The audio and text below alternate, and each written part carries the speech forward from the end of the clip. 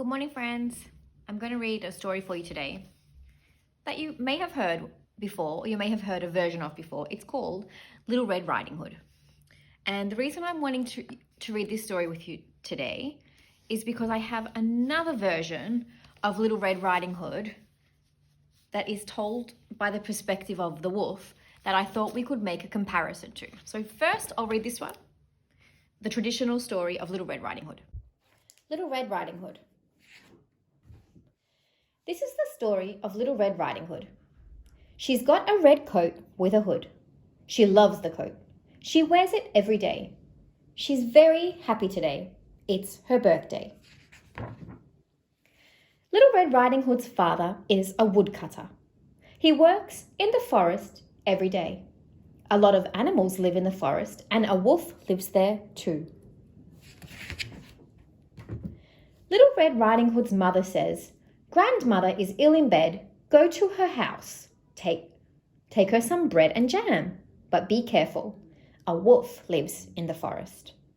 "Yes, mother," says Little Red Riding Hood. Little Red Riding Hood loves grandmother. She is happy. She wants to see her. Little Red Riding Hood goes into the forest. She sees a wolf. She isn't afraid of him, and she talks to him. "Hello," she says. "Good morning," says the wolf. "What's your name?" "Little Red Riding Hood." "I'm going to grandmother's house," she says. "What's in your basket?" asks the wolf. "Some bread and jam. Grandmother is ill," says Little Red Riding Hood. "Where does grandmother live?" asks the wolf. "She lives in a small house in the forest," says Little Red Riding Hood. Little Red Riding Hood looks nice. "I want to eat her and grandmother," the wolf thinks. "I am fast. I can run. I know what I can do."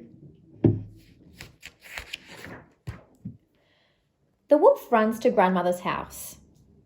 He runs very quickly. He wants to eat grandmother. The wolf knocks on grandmother's door. "Who is it?" asks grandmother.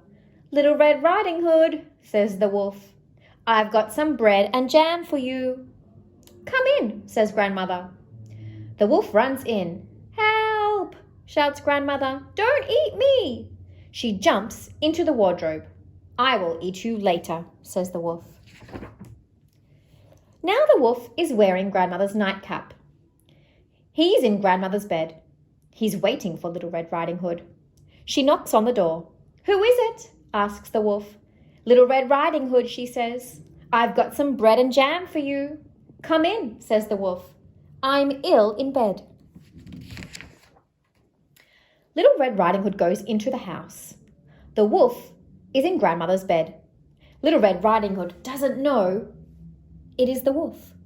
"You've got very big eyes, grandmother," says Little Red Riding Hood. "So I can see you," says the wolf. "You've got very big hands, grandmother," says Little Red Riding Hood. "So I can hold you," says the wolf. "You've got very big teeth, grandmother," says Little Red Riding Hood. "So I can eat you," says the wolf.